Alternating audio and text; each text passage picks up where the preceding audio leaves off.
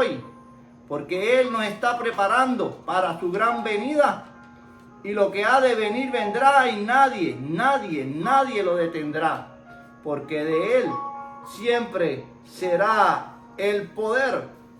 Más adelante veremos Hechos, versículo 9, 16, versículo 9. La visión del hombre y la mujer de Dios es para que seamos edificados y veamos la gloria y la gracia de Dios en cada uno de nosotros. Dice Hechos 16, versículo 9.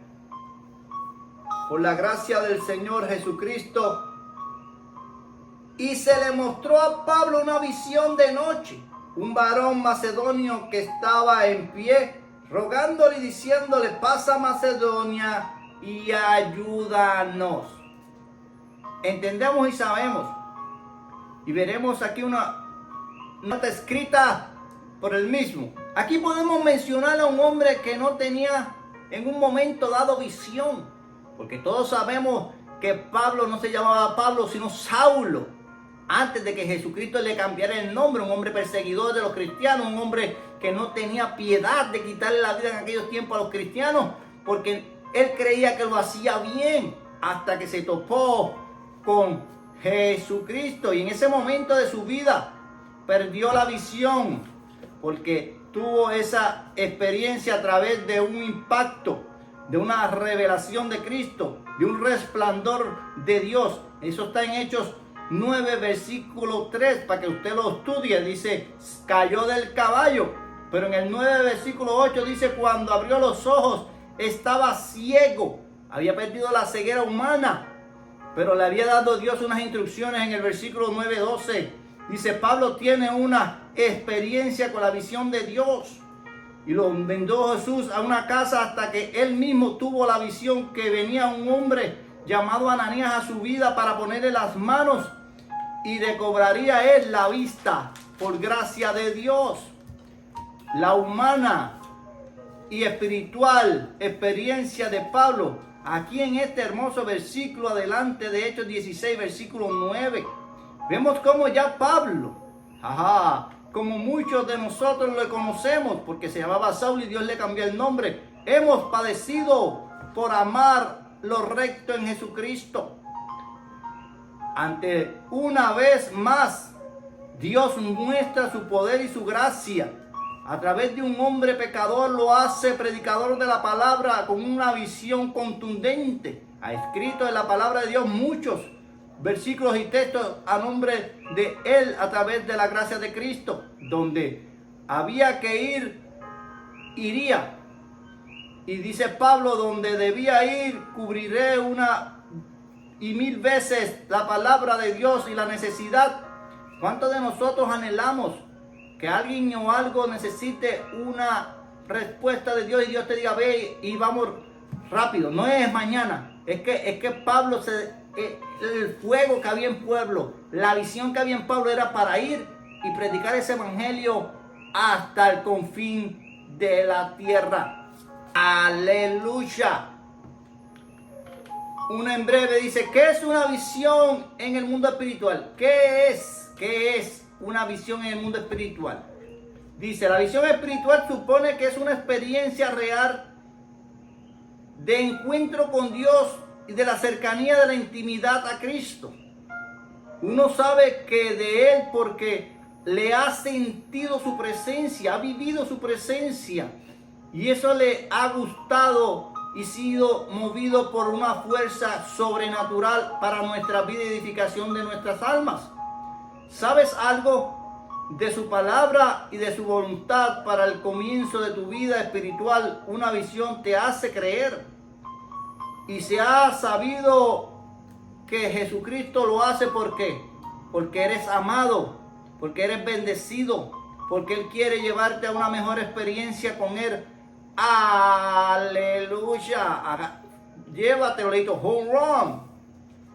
Siguiente versículo por el cual vamos a ser edificados es Hechos 16, versículo 10.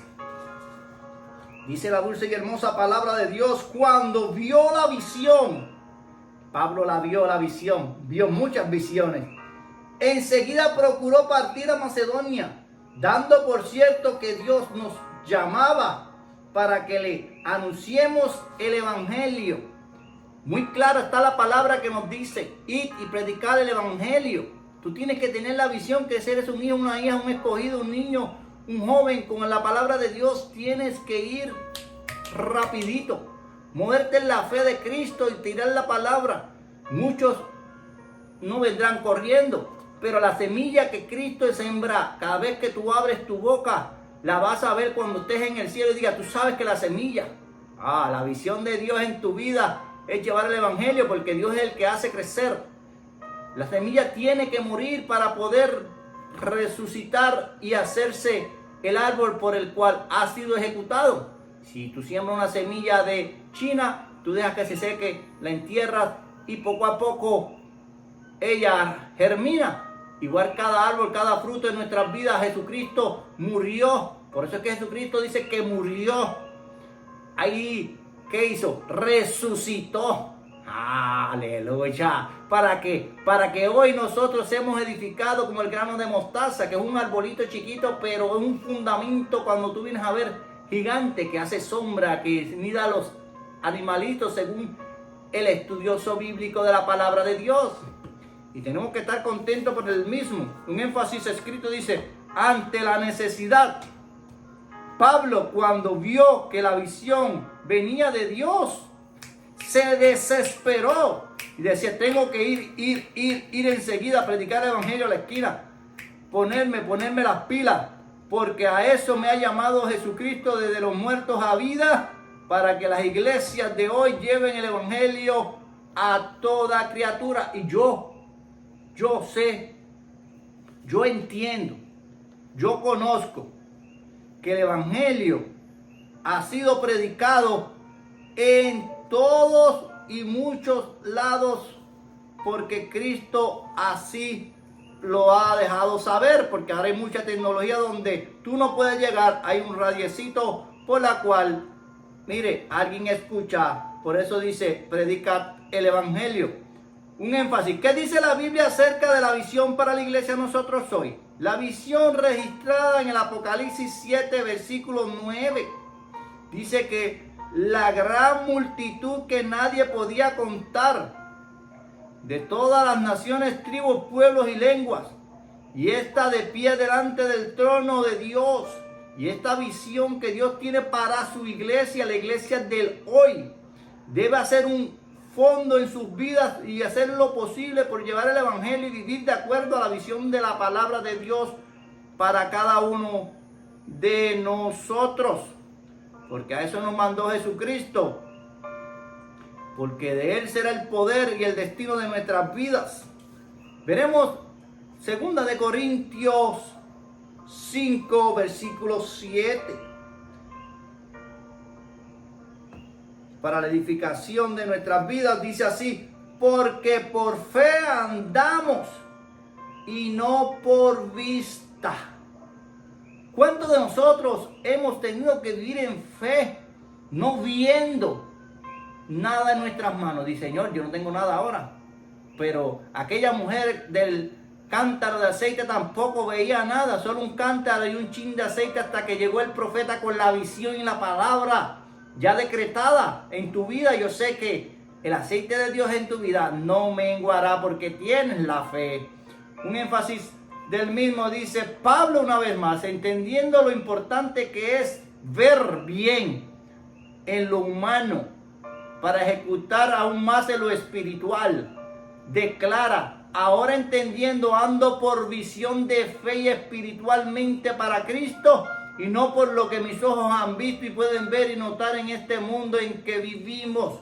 Vemos oposición, vemos negación, vemos muchas cosas que el mundo se ha oponido, pero Dios, por encima de la fe de la iglesia, ha hecho, va a hacer y seguirá haciendo lo que Él dijo que iba a hacer. Volverá. La visión de la iglesia es que sabe que ya Jesucristo está por llegar.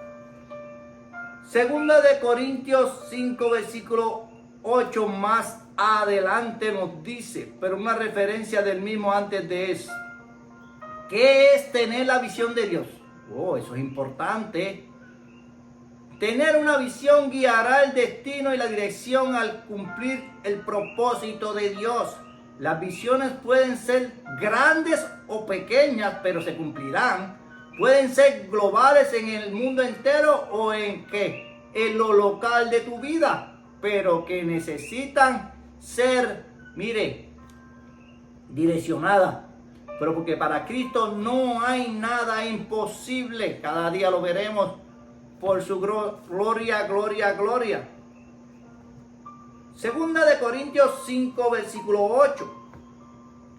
Pero confiamos y más quisiéramos estar ausentes del cuerpo y presentes en el Señor.